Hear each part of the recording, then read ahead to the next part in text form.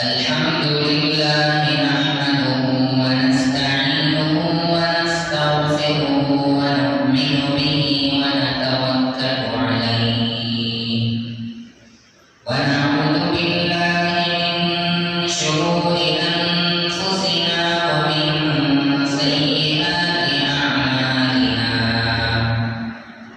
ونعوذ بالله من شرور أنفسنا ومن سيئات أعمالنا ونعوذ بالله من شرور أنفسنا ومن سيئات أعمالنا من يهده الله فلا مضل له ومن يضلله فلا هادي له ونشهد أن لا إله إلا الله وحده لا شريك له ونشهد أن سيدنا ونبينا وحبيبنا ومولانا محمدا عبده ورسوله أما بعد فقد قال الله تبارك وتعالى في الكلام المجيد والفرقان الحميد أعوذ بالله من الشيطان الرجيم بسم الله الرحمن الرحيم اقتربت الساعة وانشق القمر وإن يروا آية يعرضوا ويقولوا سحر مستمر صدق الله العظيم رب اشرح لي صدري ويسر لي أمري واحلل عقدة من لساني يفقهوا قولي سبحانك لا علم لنا إلا ما علمتنا وعلمنا ما ينفعنا وزدنا علما اللهم صل على سيدنا محمد وعلى آل سيدنا محمد وبارك وسلم بزرگان محترم گرامی قدر بھائیوں عزیزوں نوجوانوں اللہ رب العزت نے ہم سب کو نبی آخر الزمان امام الانبیاء والمرسلین سید الاولیاء والمتقین تاجدار مدینہ احمد مجتبی حضرت محمد مصطفیٰ صلی اللہ علیہ وسلم کی امت میں ہمیں پیدا فرمایا ہے۔ آپ صلی اللہ علیہ وسلم کی ذات سراپا ہم سب کے لیے اور سارے جہانوں کے لیے رحمت ہے، اور آپ صلی اللہ علیہ وسلم نے نبی اور پیغمبر رسول ہونے کی حیثیت سے قیامت تک آنے والی نسل انسانی کے لیے وہ راہنما ہدایات اور تعلیمات بتلائی ہیں کہ جن پر چل کر آدمی کبھی گمراہ نہیں ہو سکتا۔ پیارے آقا صلی اللہ علیہ وسلم نے جہاں انسانوں کی دنیا کو بہترین اور کامیاب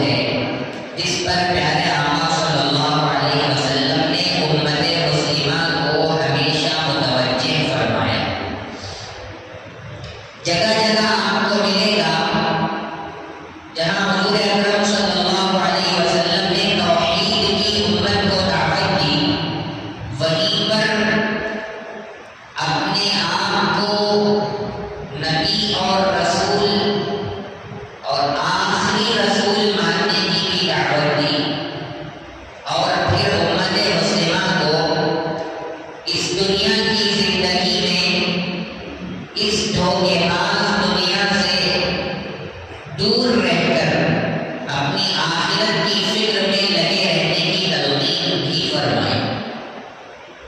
قرآن کریم کی جو آیت میں نے شروع میں تلاوت کی ہے، اس میں اللہ تبارک و تعالیٰ ارشاد فرماتے ہیں اقتربت الساعة وانشق القمر، قیامت قریب آ گئی ہے اور چاند دو ٹکڑے ہو گیا ہے، چاند پھٹ گیا ہے۔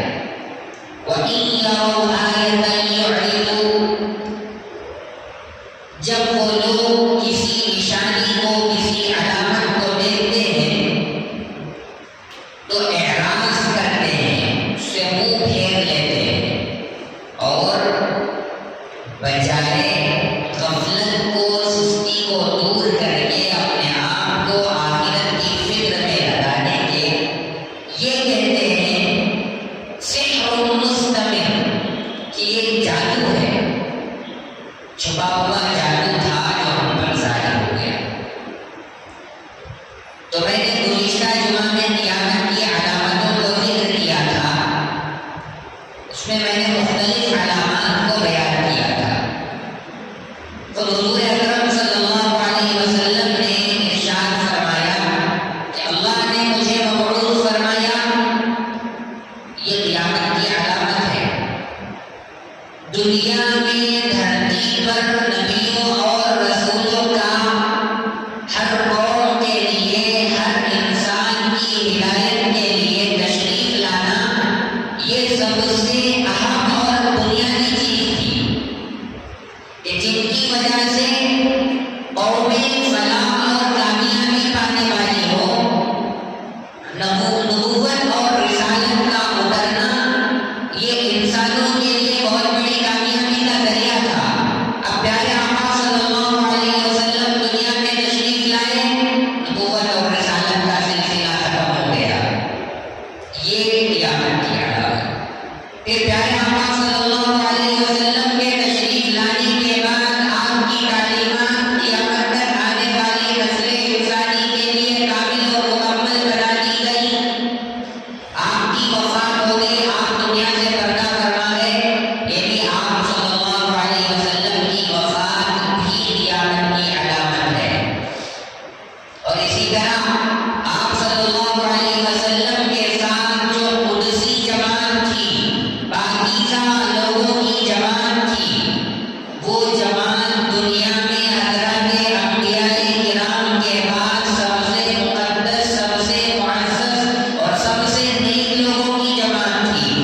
ایسے بااخلاق، ایسے بامروت، ایسے انسانیت کا سبب دینے والے لوگ نہ اب پیدا ہو سکتے ہیں، نہ قیامت کی صبح تک پیدا ہوں گے۔ تو حضرات صحابہ کرام جیسے پاک لوگوں کا دنیا سے چلا جانا، انتقال فرما جانا، یہ بھی قیامت کی علامت ہے۔ اللہ کے نبی صلی اللہ علیہ وسلم نے ارشاد فرمایا لا تقوم الساعة حتى يقول في الأرض اللہ اللہ، کہ قیامت اس وقت تک قائم نہیں ہو سکتی جب تک کہ اس زمین پر ایک بھی اللہ اللہ کہنے والا موجود نہ ہو۔ جب تک ایک اللہ کہنے والا اس دھرتی پر موجود ہوگا، قیامت قائم نہیں ہوگی۔ جب کوئی بھی کہنے والا نہیں ہوگا، اس وقت قیامت قائم ہوگی۔ تو نیک لوگ دھیرے دھیرے دھیرے ختم ہوتے چلے جا رہے ہیں، اللہ والے اٹھا لیے جا رہے ہیں، یہ بھی قیامت کی علامتوں میں سے ایک علامت ہے۔ اور اسی طرح ایک لمبی حدیث ہے، طویل حدیث ہے، اس میں اللہ کے نبی صلی اللہ علیہ وسلم نے ارشاد فرمایا اذا اتخذ الفیء بؤلا، کہ جب مال غنیمت کو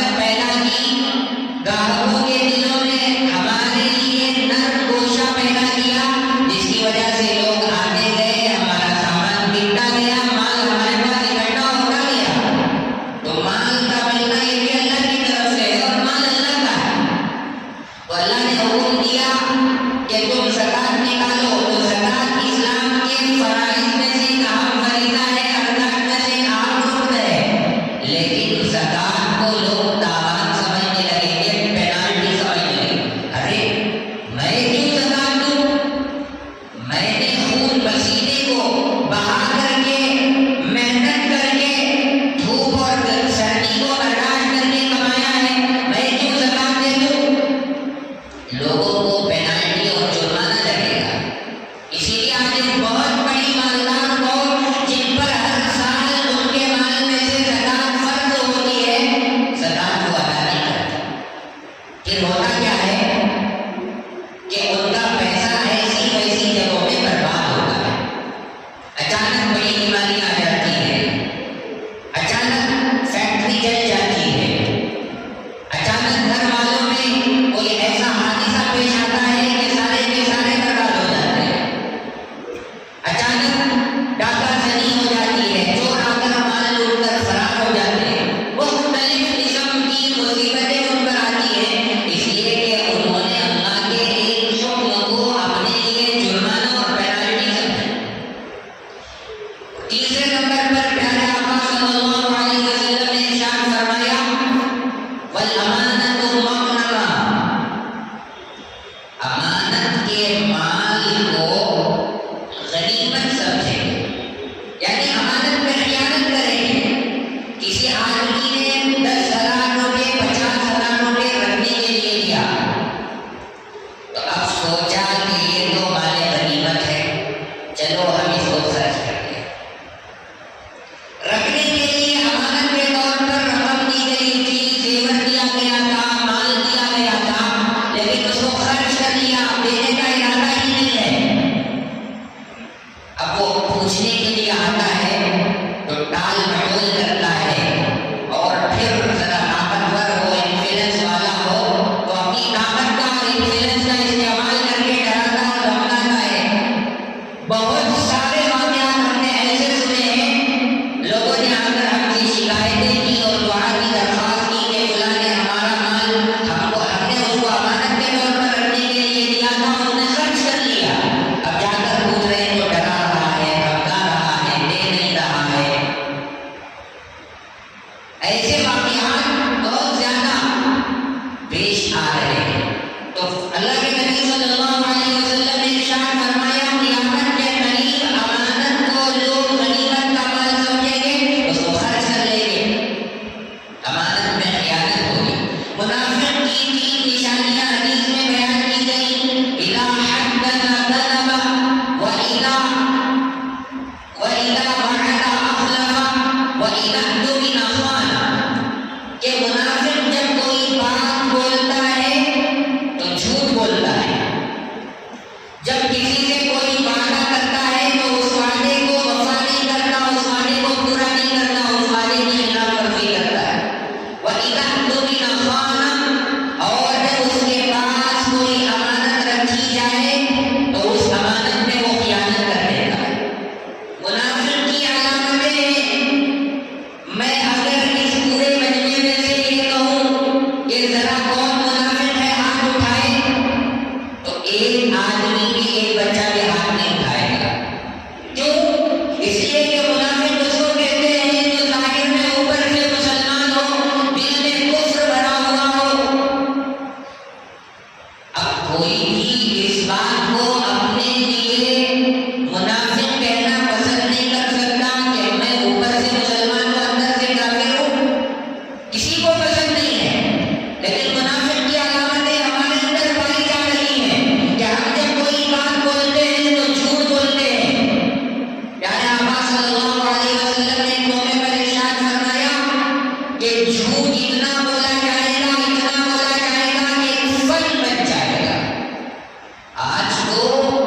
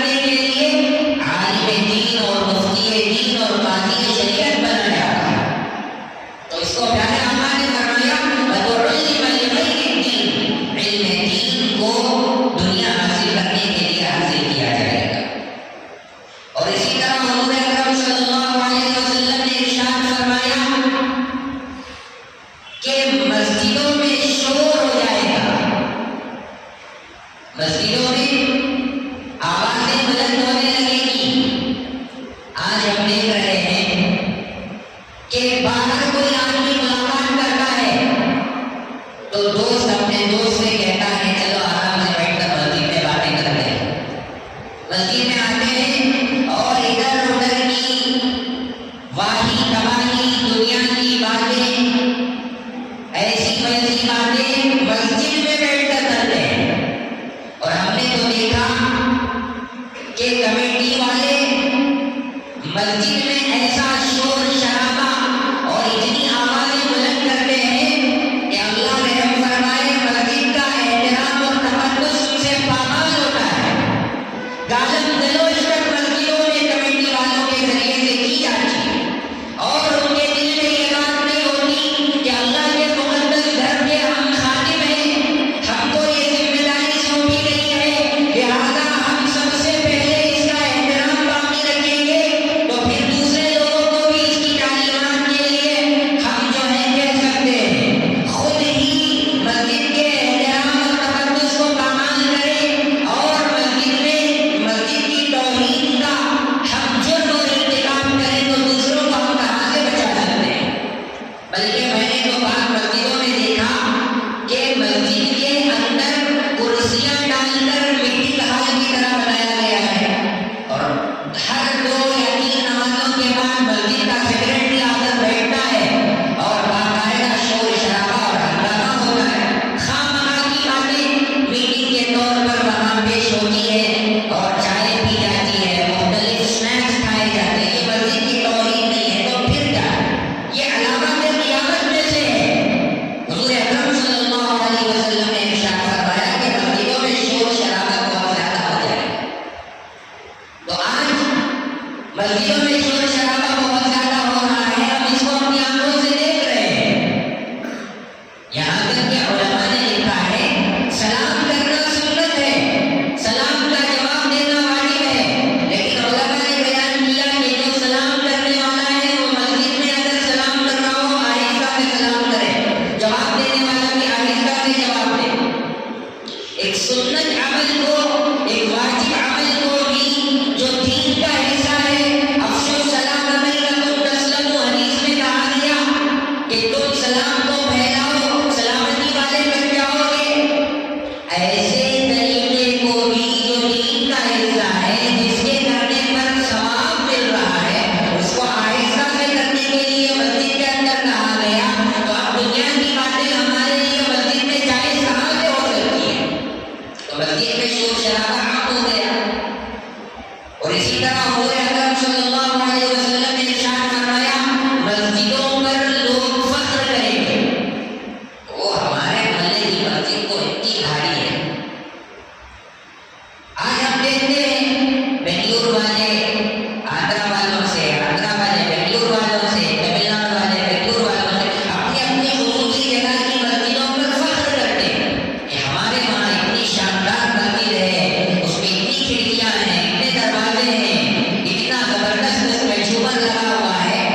مسجدوں کا شاندار تعمیر ہونا یہ خود قیامت کی علامتوں میں سے ایک علامت ہے. اس کے ساتھ ایک اور علامت بھی یہ ہے کہ مسجدوں کے بننے پر آپس میں ایک دوسرے فخر کرنے لگے کہ ہماری مسجد اتنی شاندار ہے.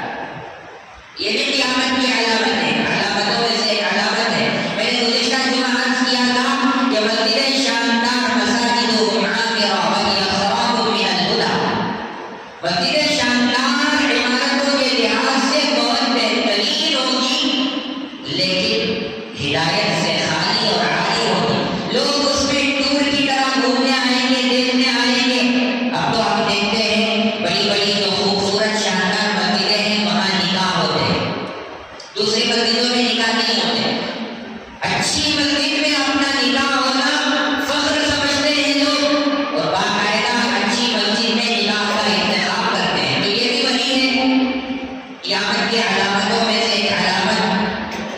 اور اسی طرح پیارے آقا صلی اللہ علیہ وسلم نے ارشاد فرمایا وَشُرِبَتِ الْخُمُورُ، شراب کثرت سے پی جائے گی.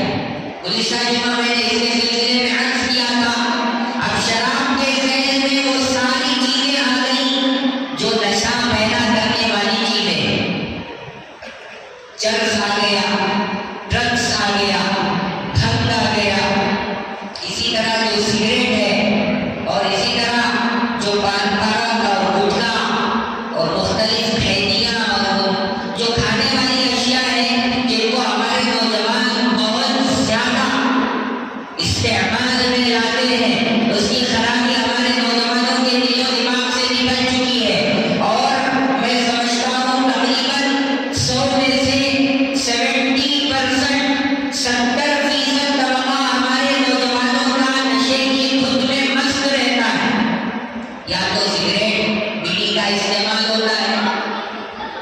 اللہ نے یہاں جواب دینا ہے، سگریٹ اور بیڑی جو پیتے ہیں اس سے جسم کے پارٹ اور اعضاء خراب ہوتے ہیں، اور یہ جو دل ہے، جو کڈنیاں ہیں، جو پھیپھڑے ہیں، جو جگر ہے، جو پارٹس آف باڈی ہیں، اعضائے جسم ہیں، یہ ہم خرید کر نہیں لائے ہیں۔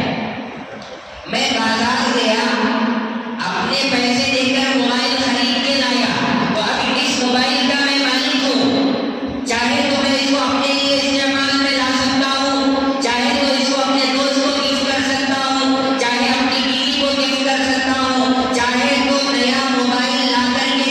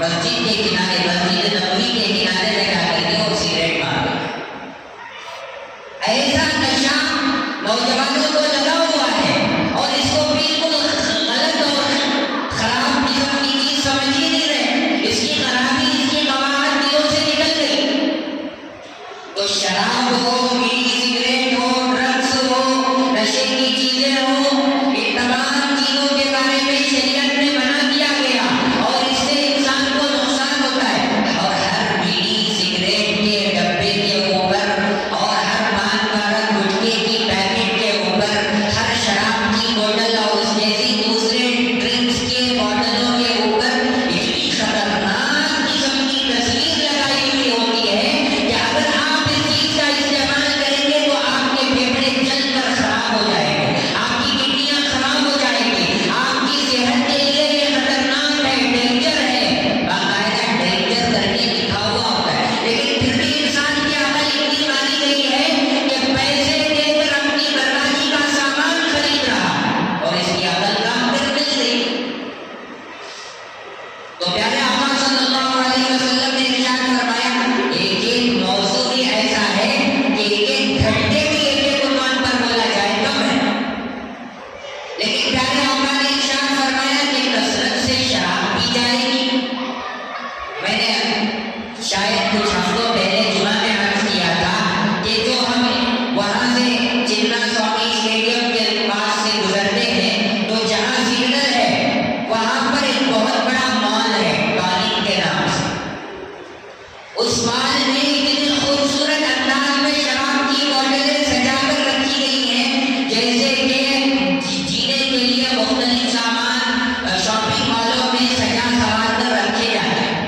باقاعدہ لوگ ٹرالی لے کر جاتے ہیں اور ٹرالیوں میں اس فلیور کا اسٹرابیری فلیور کی یہ شراب ہے، اس کو لے لو، یہ ایپل کے فلیور کی شراب ہے، اس کو لے لو، یہ انگور کی فلیور کی شراب ہے، اس کو لے لو۔ وہ شاپنگ مال میں جو ٹرالی ہوتی ہے اس میں کھانے پینے کی گروسریز اور دوسری قسم کی چیزیں ڈال کر لاتے ہیں۔ اس طرح شراب کی مختلف بوتلیں مختلف ورائٹیز کی اس میں ڈال کر لے جا رہے ہیں۔ شراب کی قباحت دل و دماغ سے ختم ہو گئی۔ مسلمانوں کا ایک بہت بڑا طبقہ شراب کے نشے میں مست رہتا ہے اور شراب پی کر اپنی بیویوں پر ظلم اور زیادتی، اپنے بچوں پر ظلم اور زیادتی، کھانے پینے کے لیے خرچ کرنے کے لیے پیسے نہیں ہوتے لیکن شراب پیتا ہے اور پوری خرابیاں جس کو پیارے آقا نے ام الخبائث فرمایا کہ تمام برائیوں کی جڑ شراب کے پینے پر ہوتی ہے، بالکل اس کو ہمارا ایک بہت بڑا طبقہ شراب پی کر کے شراب کے نشے میں مست ہو رہا ہے۔ اور اسی طرح حضور اکرم صلی اللہ علیہ وسلم نے ارشاد فرمایا، قیامت کی علامتوں میں سے ایک علامت یہ ہے کثرت القینات والمعازف، میوزیکل اشیاء بہت بڑھ جائیں گی، گانے بجانے کی چیزیں عام ہو جائیں گی۔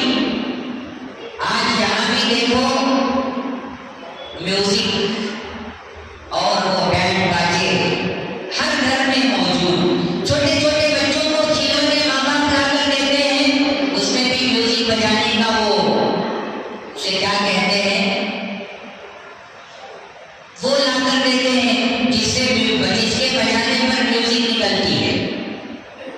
باقاعدہ وہ چھوٹے چھوٹے بچوں کو لا کر کے ماں باپ میوزک کی حقیقت اس بچے کے دل میں بٹھانا چاہتے ہیں کہ یہ کوئی غلط چیز نہیں ہے۔ اور وہ بجانے والا بینڈ جو ہوتا ہے اس میں ایک چھوٹا سا بندر ہوتا ہے اور وہ بجاتا ہے تو اس میں ٹن ٹن ٹن کی آواز آتی ہے، وہ بچوں کو کھیلنے کے لیے ملاتے ہیں۔ تو یہ ہمارے دلوں کے اندر سے ناچ گانے کی چیزوں کی برائی ختم ہو گئی۔ چھوٹے چھوٹے بچوں کو ہم لے کر دے رہے ہیں، چھوٹا چھوٹا بچہ بھی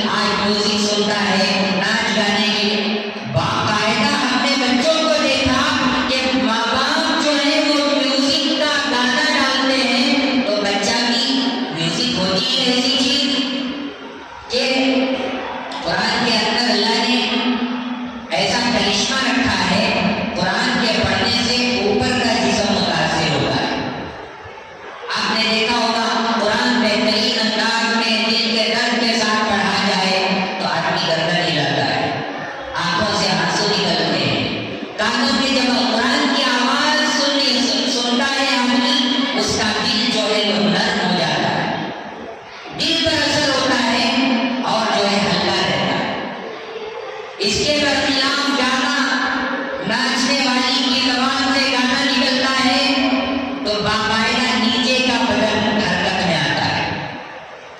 جب ناچ گانا ہوتا ہے تو کمر ہلائی جاتی ہے، پیر ہلائے جاتے ہیں، ناچا جاتا ہے.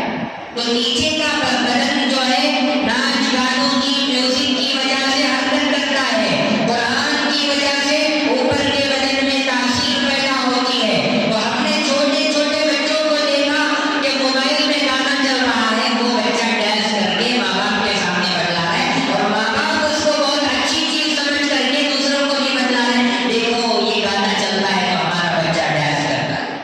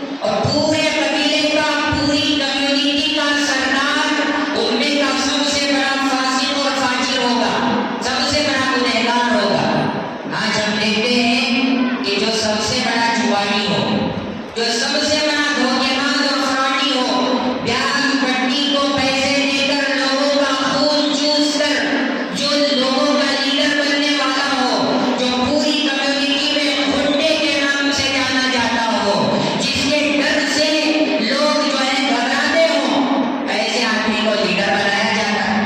آپ جا کر یہ دیکھ لیں کہ جتنے آج وزراء بیٹھے ہوئے ہیں، جتنے کونسل میں رکن ممبر بنے ہوئے ہیں، پارلیمنٹ کے ممبر ہیں، ان میں کی اکثریت ان پر کئی FIR درج ہے، کئی فورجری کیس ہیں، اور ایسے لوگ جو ہیں قوم کے بڑے بیٹھے۔ اللہ کے نبی صلی اللہ علیہ وسلم نے 1450 سال پہلے فرما دیا وَسَادَ الْقَبِيلَةَ فَاسِقُهُمْ، کہ پورے قبیلے کا، پوری کمیونٹی کا سربراہ اور لیڈر جو ہے ان میں کا فاسق اور فاجر ہوگا۔ اور فرمایا وَمُكْرِمَ الرَّجُلُ مَخَافَةَ الشَّرِّ، اور آدمی کی عزت اس لیے نہیں کی جائے گی کہ اسے بلائی ملے گی۔ آج مسجدوں کے ممبروں میں آرام سے امام چیخ کر دیتا ہے، اپنی جان کی پرواہ نہیں کرتا، ہر ایک کے بارے میں نڈر ہو کر، بے خوف ہو کر، پوری جرات اور بے باکی سے، دلیری کے ساتھ ایک بات کو کھول کر بیان کرتا ہے۔ لوگ اس کے قریب نہیں آتے کہ یہ ہم کو اچھی باتیں بتلاتا ہے، جنت کی طرف لے جانے والی باتیں بتاتا ہے۔ اس کو سب سے گھٹیا اور سب سے ذلیل قسم کا انسان سمجھتے ہیں۔ برقی کاٹنے کے وقت میں، کسی کا جنازہ اٹھ جائے تو اس وقت میں، نکاح پڑھانے کا موقع آئے اس وقت میں، اور کہیں پر قرآن کی ضرورت ہو تو اس وقت یاد کیا جاتا ہے بقیہ، اس کی کوئی عزت جو ہے کمیونٹی میں، معاشرے میں نہیں ہوتی۔ لیکن کسی گنڈے سے، اس کے شر سے، اس کی برائی سے اور اس کی خرابی سے بچنے کے لیے اس کا اکرام کیا جاتا ہے۔ بہت ایسے یجمان پیسے نہیں چاہیے، کیا خواہ کھانا ہوا لے کر آپ کو پیچھے ہوٹل سے لے لو، ناشتہ کر لے گی، یہ ساری علامتیں نیامت کی علامتیں ہیں۔ وَأُكْرِمَ الرَّجُلُ مَخَافَةَ الشَّرِّ، کہ آدمی کی عزت اس کے شر سے بچنے کے لیے کی جائے گی۔ آج جتنے وزراء اور جتنے MLA اور جتنے کونسلر، جتنے کارپوریٹر، جتنے گنڈے اور جتنے لیڈر بیٹھے ہوئے ہیں، سب ظلم کرنے والے ہیں۔ کہیں نہ کہیں وہ کسی نہ کسی پر ظلم کر رہے ہیں، اور کسی نہ کسی کے ظلم کی داستان ان کی زندگی کے ساتھ جڑی ہوئی ہے، اور لوگ صرف اس لیے ان کا احترام اور ان کی تکریم کرتے ہیں، ان کا ریسپیکٹ کرتے ہیں کہ کل کہیں ہم پر یہ ظلم نہ کرے، کہیں اس کے ظلم کی آگ ہمارے اوپر نہ آ جائے، اس لیے اسے سلام کرتے ہیں، اس کا ریسپیکٹ کرتے ہیں، اسے سلیوٹ مارتے ہیں۔ تو پیارے آقا نے یہ بات ارشاد فرمائی وَأُكْرِمَ الرَّجُلُ مَخَافَةَ الشَّرِّ، اور یہ ساری علامات وہ علامات ہیں جو کہ بہت پہلے سے ہو رہی ہیں اور اب بھی ہو رہے ہیں۔ تو میں نے گزشتہ جمعہ عرض کیا تھا کہ ایک علامتیں وہ ہیں جو بالکل دور کی ہیں۔ پیارے آقا صلی اللہ علیہ وسلم دنیا میں تشریف لائے اور آپ دنیا سے پردہ فرما گئے، آپ کی پاکیزہ جماعت دنیا سے چلی گئی، اور اسی طرح چاند کے 2 ٹکڑے ہو گئے، اقتربت الساعة وانشق القمر، باقاعدہ سائنسدانوں نے فوٹو لیا ہے چاند کا، اس فوٹو میں کلین سے نظر آ رہا ہے کہ چاند کے اندر ایک لائٹ بنی ہوئی ہے باقاعدہ درمیان میں۔ تو یہ شق القمر کا معجزہ حضور اکرم صلی اللہ علیہ وسلم کے ذریعے سے وجود میں آیا۔ آپ نے چاند کی طرف انگلی سے اشارہ کیا، چاند 2 ٹکڑے ہو گیا، اور سارے کافروں نے، وہاں پر موجود سارے لوگوں نے اپنی آنکھوں سے اس کا نظارہ کیا۔ تو چاند کے 2 ٹکڑے ہونا یہ قیامت کی علامت ہے، لیکن یہ دور کی علامت ہے، اور یہ اب جو میں بیان کر رہا ہوں یہ درمیان کی علامتیں ہیں۔ اکرم الرجل مخافۃ الشر، اور اسی طرح بہت عجیب و غریب قسم کی علامتیں احادیث میں مختلف بیان کی گئی ہیں، عجیب قسم کی۔ میں نے جو بیان کیا ہے کہ علم دین کو دنیا حاصل کرنے کے لیے حاصل کیا جائے گا، اور فرمایا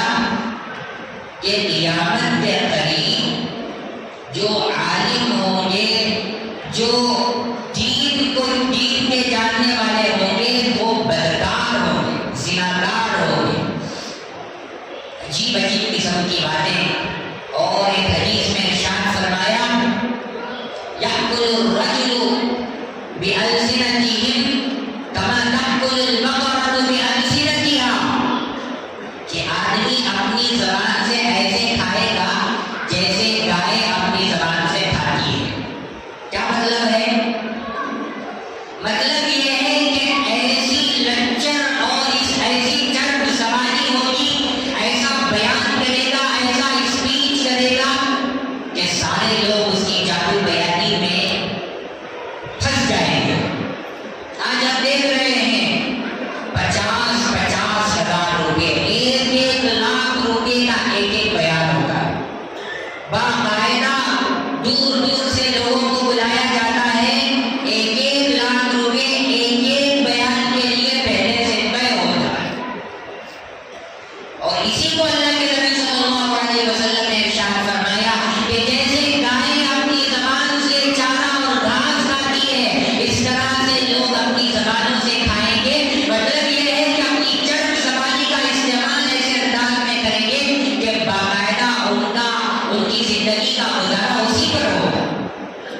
کہ میں ان کی علامات کو بیان کروں. چھوٹی علامتیں، درمیان کی علامتیں، دور کی علامتیں، قریب کی علامتیں.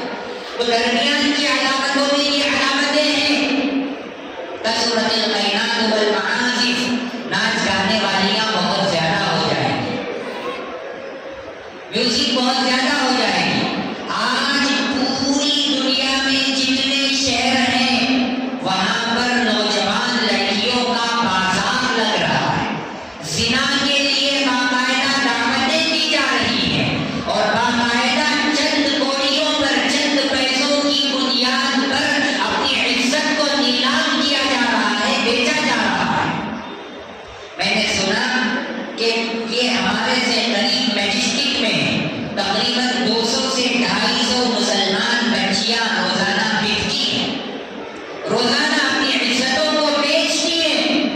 کہاں ہے مسلم قوم کے وہ دانشوران، وہ لیڈران جو اپنے آپ کو لیڈر بنانے کے لیے ہمیشہ سوشل میڈیا کا، پرنٹ میڈیا کا استعمال کرتے ہیں اور بیانات دیتے ہیں کہ میں یہ کر رہا ہوں، وہ کر رہا ہوں، میرے ذریعے سے قوم کی فلاح کا اور کامیابی کا یہ کام ہو رہا ہے. کیا ان کی آنکھوں پر پردہ پڑا ہوا ہے کہ ہماری وہ بچیاں، وہ نوجوان بچیاں جو اپنی زندگی گزارنے کی خاطر، جن کی تنگی معاش کی بنیاد پر، کھانے پینے کے لیے پیسے نہ ہونے کی بنیاد پر وہ سرے بازار میں اپنی عزتوں کو نیلام کر رہی ہے، اپنی عزتوں کو بیچنے کا کام کر رہی ہے. کبھی جا کر کے ان سے پوچھا کہ ہم تمہارے گھر کا گزارا بند کر کے تمہارے لیے باقاعدہ وظیفے کا ہم انتظام کریں گے، تمہارے لیے کمانے کے لیے دوسری راہ ہموار کر کے دیں گے، تمہارے لیے کاروبار کا ایک ذریعہ بنا کر دیں گے.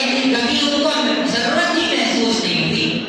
جا کر کے ایسی بچیوں کو پوچھتے، ہماری آنکھیں روتی ہیں، دل روتا ہے جب یہ منظر ہم اپنی آنکھوں سے دیکھتے ہیں. مجھ سے کسی دوست نے کہا تو میں یقین ہرگز نہیں کر رہا تھا کہ ایسے بھی ہو سکتا. پھر مجھے بتلایا ہمارے دوست نے لے جا کر کہ باقاعدہ برقع پہن کر ہماری مسلم عورتیں اپنی عزتیں بیچ رہی ہیں اور ہم اس کو سن کر کے آرام سے برداشت کر رہے ہیں. کتنی خطرناک بات ہے. کیا ہم ایسے نظارے اپنی آنکھوں سے دیکھنا پسند کر رہے ہیں؟ خدا را ایسے کاموں سے اپنے آپ کو بھی بچانا ہے اور اپنی پوری کمیونٹی کو بچانا ہے. پیارے آقا صلی اللہ علیہ وسلم نے ارشاد فرمایا المؤمن للمؤمن کالبنیان یشد بعضہ بعضا. ایک مومن دوسرے مومن کے لیے ایک عمارت کی طرح ہے. جب تک ایک ہی دوسری سے نہیں ملتی عمارت کھڑی ہو نہیں سکتی، بنیاد کھڑی نہیں ہو سکتی. تو ایک مومن جب تک دوسرے مومن کے بارے میں ہر طریقے سے، ہر لحاظ سے خیرخواہی نہیں سوچے گا، وہ صحیح مومن نہیں بن سکتا.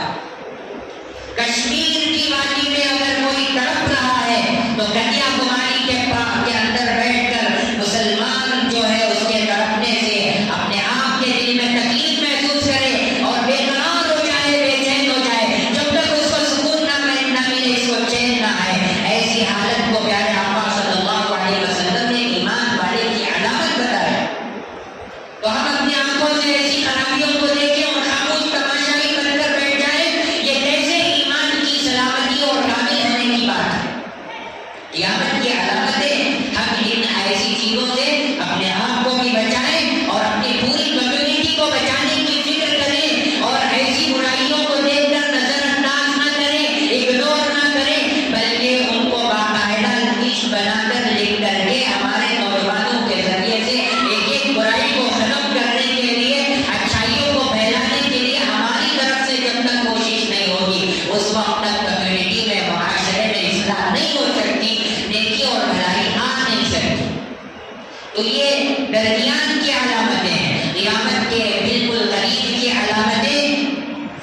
کی علامتیں ہیں۔ زمین سے جانور کا نکلنا، دابۃ الارض جسے قرآن نے کہا، زمین سے ایک جانور نکلے گا جو عجیب و غریب قسم کا ہوگا، اس کی مختلف علامتیں حدیث میں بیان کی گئی، وہ لوگوں سے باتیں کرے گا۔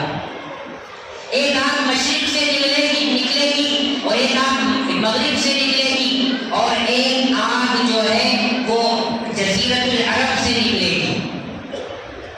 اور اسی طرح قیامت کی علامتوں میں سے ایک علامت یہ ہے کہ بہت زیادہ دھواں نکلے گا، جس سے بہت سارے شہر دھوئیں سے چھپ جائیں گے، پتہ ہی نہیں چلے گا کہ سورج آ رہا ہے کہ نہیں آ رہا ہے، دن کب ہو رہا ہے، رات کب ہو رہی ہے، کسی کو پتہ ہی نہیں چلے گا۔ جب سورج نکلے گا ایسا منظر جب ہو جائے گا کہ دھواں جگہ جگہ پھیل گیا ہو اور نہ دن معلوم ہو رہا ہو نہ رات معلوم ہو رہی ہو، تو اب اس کے بعد جو سورج نکلے گا وہ مشرق سے نہیں بلکہ مغرب سے سورج نکلے گا۔ یہ قیامت کے قریب کی علامت ہے۔ اور اسی طرح قیامت کے قریب کی سب سے پہلی علامتوں میں سے ایک علامت یہ ہے کہ حضرت مہدی علیہ الرضوان ظاہر ہوں گے۔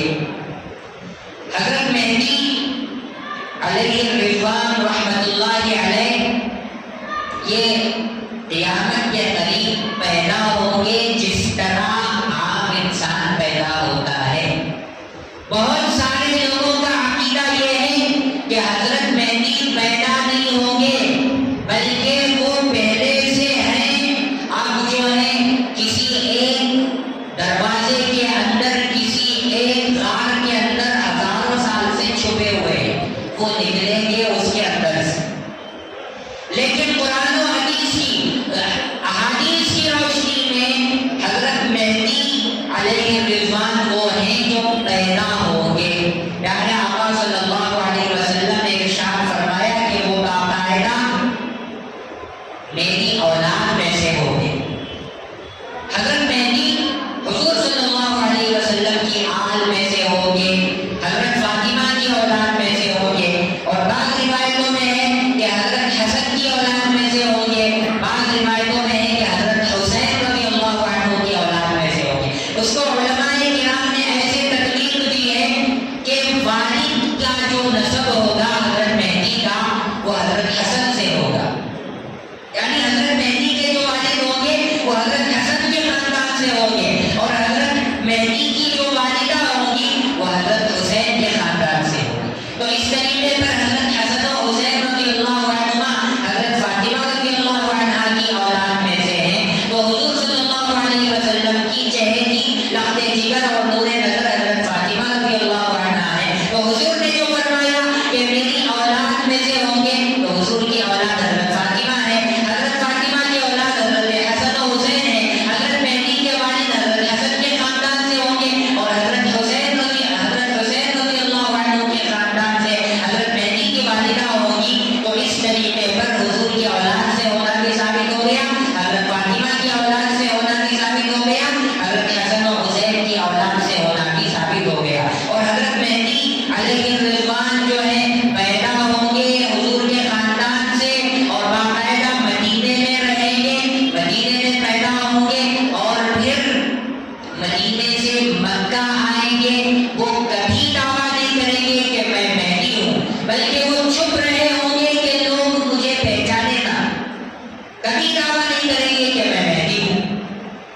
اور باقاعدہ جب وہ مدینے سے چل کر مکہ آئیں گے تو مکے میں طواف جب کر رہے ہوں گے تو طواف کے دوران میں اس وقت کے اللہ والے، اولیاء اللہ، ابدال اور قطب، ان کو مقام ابراہیم اور رکن یمانی، حجر اسود اور رکن یمانی، اس درمیان میں لوگ ان کو پہچانیں گے کہ یہی مہدی ہے اور ان کے ہاتھ پر بیعت کریں گے۔ اس کے بارے میں بہت زیادہ لمبی تفصیل ہے احادیث کی روشنی میں، اور حدیثیں اتنی کثیر ہیں کہ ان سے انکار کرنا ایمان سے ہاتھ دھونا ہے۔ جو حدیثوں کا انکار کرے گا وہ یقینی طور پر کافر ہوگا، اور جو کافر ہوگا وہ اسلام سے نکل جائے گا، جو اسلام سے نکل جائے گا ہمیشہ ہمیشہ کی جہنم میں جائے گا۔ اس لیے ہمارے لیے سب سے ضروری